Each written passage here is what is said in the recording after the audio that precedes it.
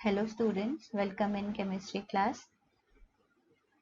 आज हम सीखने वाले हैं what is electronic configuration and how we can write electronic configuration of atoms of different elements. तो सबसे पहले बात करते हैं बच्चों इलेक्ट्रॉनिक कॉन्फ़िगरेशन की। तो इलेक्ट्रॉनिक कॉन्फ़िगरेशन क्या है? इलेक्ट्रॉनिक कॉन्फ़िगरेशन एक्चुअली डिस्ट्रीब्यूशन है इलेक्ट्रॉन्स का, और कहाँ पर? शेल्स में, सब शेल्स में और ऑर्बिटल्स में। So आप कह सकते हो electronic configuration is distribution of electrons in different shells, subshells and orbitals.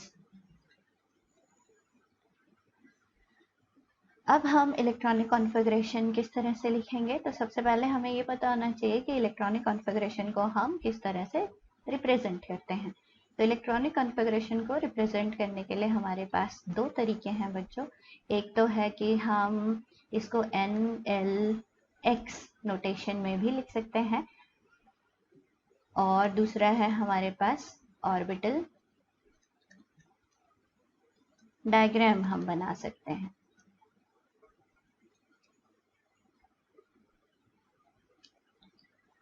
अब ये जो NLX नोटेशन है, इसका क्या मतलब हुआ? N एक्चुअली रिप्रेजेंट करता है यहाँ पर प्रिंसिपल क्वांटम नंबर को,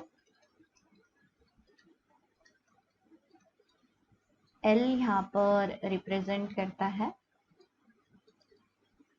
एजीम्यूथल क्वांटम नंबर को,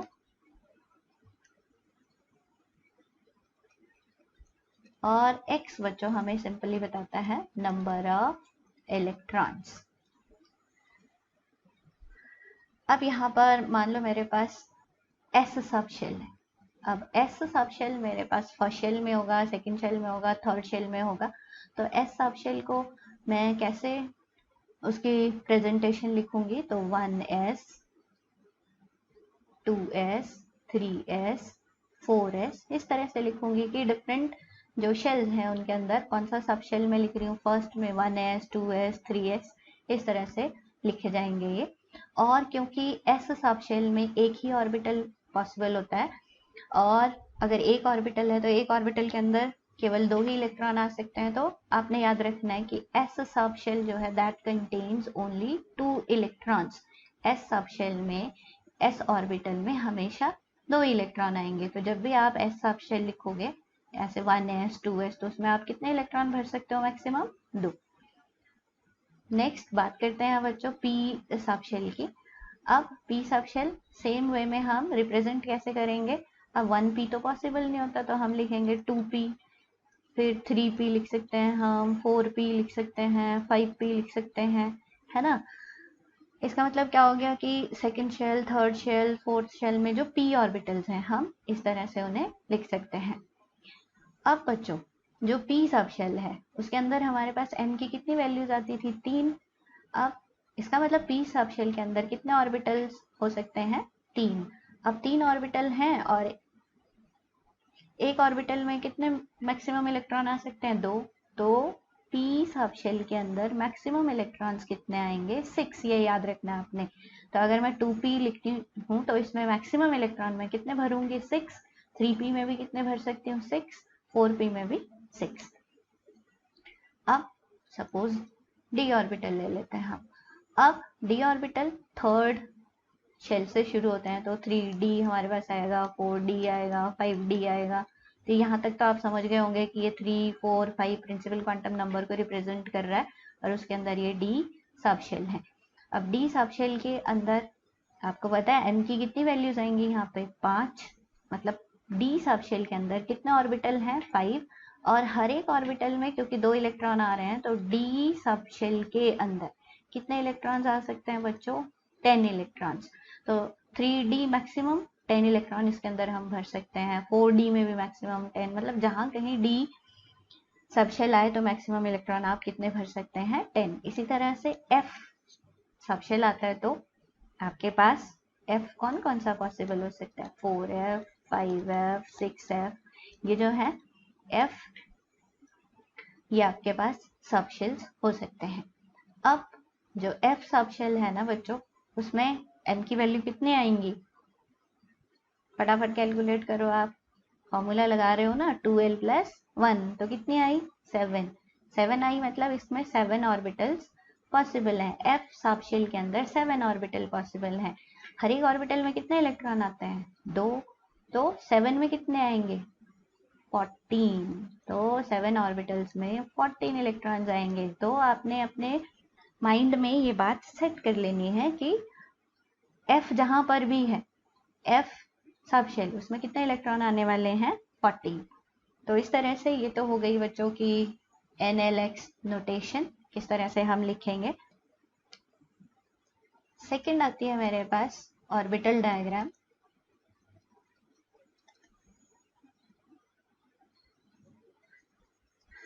प्रेजेंटेशन।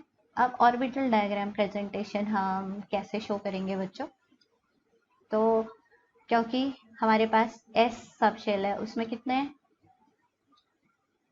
ऑर्बिटल हैं, केवल एक, तो हम ऐसे एक बॉक्स बना देते हैं जो रिप्रेजेंट कर रहा है हमारे पास S सब शेल। इसी तरह से मान लो मेरे पास P सब शेल है, उसके अंदर कितने ऑर्बिटल आ रहे हैं 3, तो मैं ऐसे 3 बॉक्स बना दूंगी।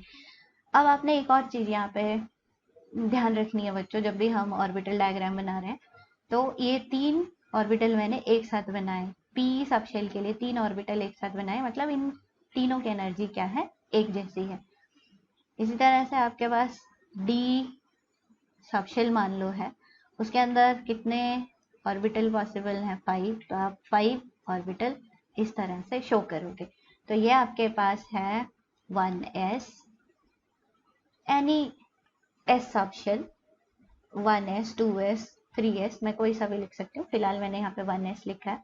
इसी तरह से P सब शेल आपका सेकेंड शेल से शुरू होता है, तो सपोज मैं इसको 2p लिख देती हूँ, P सब शेल रिप्रेजेंट कर रहा है, और इसको सपोज 3d लिख देती हूँ। तो यहाँ पर ये जो बॉक्सेस हैं ये क्या रिप्रेजेंट कर रहे हैं, ऑर्बिटल्स, और क्योंकि ये एक साथ लिखे हैं तो डीजेनरेट ऑर्बिटल्स। अब बच्चों इन दोनों प्रेजेंटेशन को यूज करके हम किस तरह से कॉन्फ़िगरेशन लिख सकते हैं।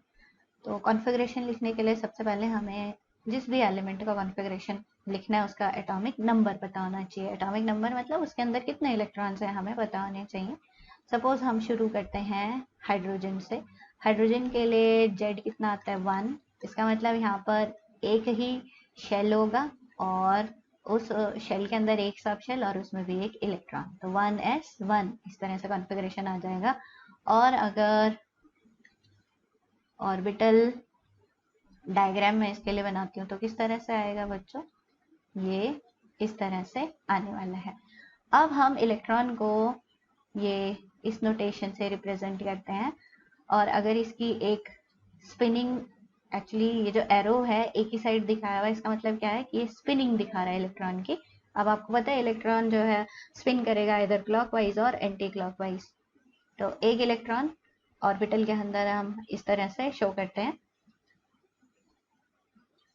सपोज हमारे पास नेक्स्ट आ जाता है हीलियम, Z मेरे पास एटॉमिक नंबर 2 है। तो कॉन्फ़िगरेशन अब बच्चों शुरू करेंगे हम फर्स्ट शेल से। फर्स्ट शेल के अंदर जो है एक सब शेल 1s, और s के अंदर कितने इलेक्ट्रॉन आ सकते हैं 2।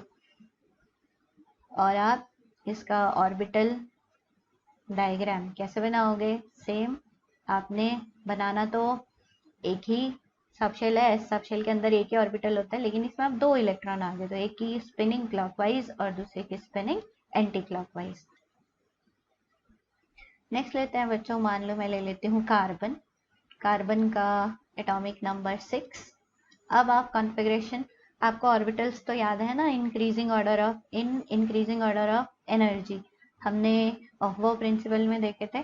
तो क्या ऑर्डर था उनका 1s, उसके बाद क्या आ रहा था 2s, फिर क्या आ रहा था 2p, और अभी मैंने बताया आपको s में मैक्सिमम कितने इलेक्ट्रॉन आ सकते हैं 2, और p में मैक्सिमम कितने आ सकते हैं 6। हाँ बिल्कुल सही। तो यहाँ पर आपके पास कितने अवेलेबल इलेक्ट्रॉन हैं 6, तो आप एस में कितने भरोगे? 2, 1s2 कॉन्फ़िगरेशन, फिर 2s2 कितने इलेक्ट्रॉन हो गए आपके पास? 4, और अभी 2 बचे हुए हैं, तो वो कहाँ जाएंगे? इस p में। तो 1s2 2s2 2p हो गया इसका कॉन्फ़िगरेशन। और अगर ऑर्बिटल डायग्राम प्रेजेंटेशन हमने दिखानी है तो 1s के लिए एक ऑर्बिटल, 2s के लिए एक ऑर्बिटल, और 2p के लिए कितने बच्चों? 3 ऑर्बिटल। अब यहाँ पर 1s में कितने इलेक्ट्रॉन आ रहे हैं? 2, और 2 इलेक्ट्रॉन आपने हमेशा इस तरह से भरने हैं, one is clockwise and other is anti clockwise spinning. यहाँ पे 2 हैं, तो 2 इलेक्ट्रॉन भरने के लिए 3 ऑर्बिटल अवेलेबल है आपके पास, तो 2 आप कैसे भरोगे? आपको यूज करना है हंज रूल कि डीजेनरेट ऑर्बिटल्स में इलेक्ट्रॉन पहले कैसे भरे जाते हैं? सिंगली, और बाद में उनकी पेयरिंग होती है। फिलहाल मेरे पास 2 ही इलेक्ट्रॉन अवेलेबल है, तो हम इस तरह से इसे दिखाएंगे। एक और एग्जाम्पल लेते हैं बच्चों।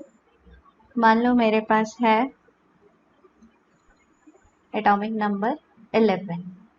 एटॉमिक नंबर 11 सोडियम का होता है।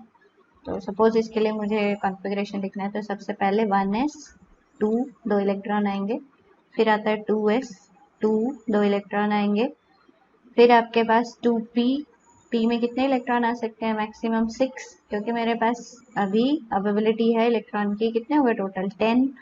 और नेक्स्ट इसकी एनर्जी, कौन सा एनर्जी ऑर्बिटल यहाँ पे आने वाला है? 3s, और 3s में कितने इलेक्ट्रॉन आएंगे बच्चों? 2, लेकिन मेरे पास तो क्योंकि यहाँ पर 10 मैं भर चुकी हूँ, तो 1 रह गया मेरे पास, तो 3s1। और इसी का अगर ऑर्बिटल डायग्राम हमने बनाना है तो किस तरह से बनाएंगे? मेरे पास 1s, फिर 2s, 2p एंड 3s।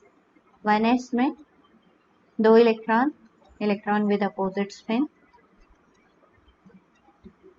जब भी बच्चों आप डीजेनरेट ऑर्बिटल्स में इलेक्ट्रॉन भरोगे तो पहले कैसे भरने हैं? सिंगली, और फिर उनकी करनी है पेयरिंग आपने 3s1। तो इस तरह से आप कॉन्फ़िगरेशन लिख सकते हैं। एक और एग्जांपल लेते हैं बच्चों, टाइटेनियम, एटॉमिक नंबर 22। कैसे लिखोगे आप? 1s2 2s2 2p6 3s2 3p6 4s2।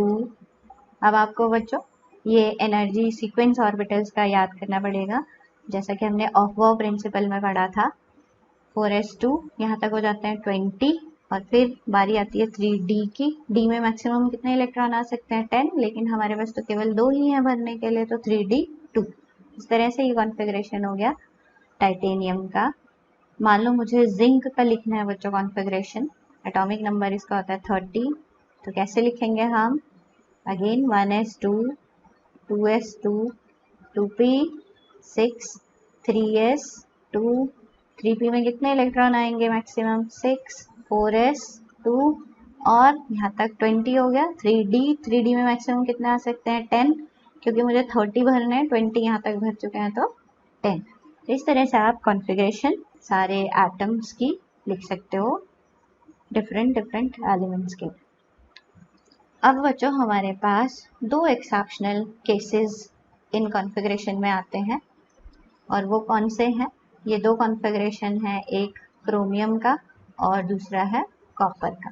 तो क्रोमियम एटॉमिक नंबर इसका होता है 24। क्या कॉन्फ़िगरेशन होएगा इसका? हम एक्सपेक्ट करते हैं कि कॉन्फ़िगरेशन इस तरह का हो, 1s2 2s2 2p6 3s2 3p6 4s2।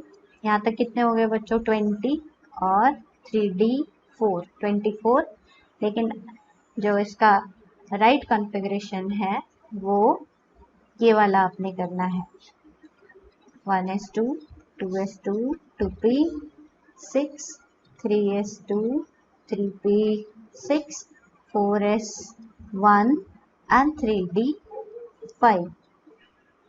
इसी तरह से बच्चों कॉपर का एटॉमिक नंबर 29, तो कॉन्फ़िगरेशन जो है वो होना तो 1s2 2s2 2p6 3s2 3p6 4s2 3d 9 होना चाहिए, लेकिन उसका कॉन्फ़िगरेशन होता है 1s2 2s2 2p6 3s2 3p6 4s1 3d 10। अब ये कॉन्फ़िगरेशन एक्सेप्शनल कॉन्फ़िगरेशन क्यों होते होंगे बच्चों, इसका भी रीजन हम डिस्कस कर लेते हैं। एक्चुअली इन दोनों कॉन्फ़िगरेशंस में आपने क्या चीज़ ऑब्जर्व करी। अब बच्चों क्रोमियम के केस में जो एक्सपेक्टेड कॉन्फ़िगरेशन था वो था 4s2 and 3d4।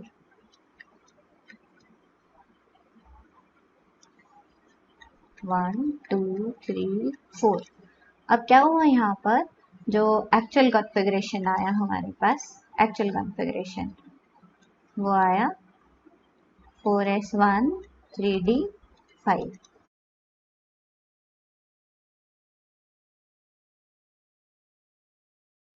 अब ये कैसे हुआ, एक्चुअली एक इलेक्ट्रॉन यहाँ से 4s से जंप कर गया यहाँ पर 3d में।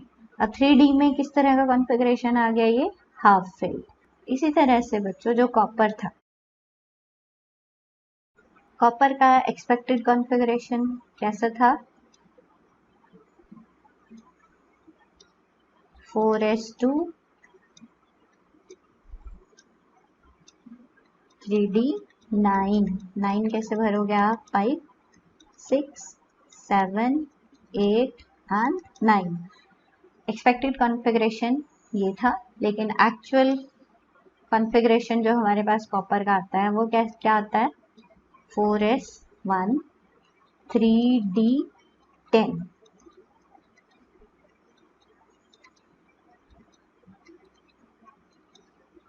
Four S one 3d10। अब ऐसा क्यों हुआ बच्चों, तो बच्चों हम हाफ फिल्ड और फुल फिल्ड कॉन्फ़िगरेशन की एक्स्ट्रा स्टेबिलिटी के बारे में नेक्स्ट पार्ट में पढ़ेंगे। So keep watching. Thank you.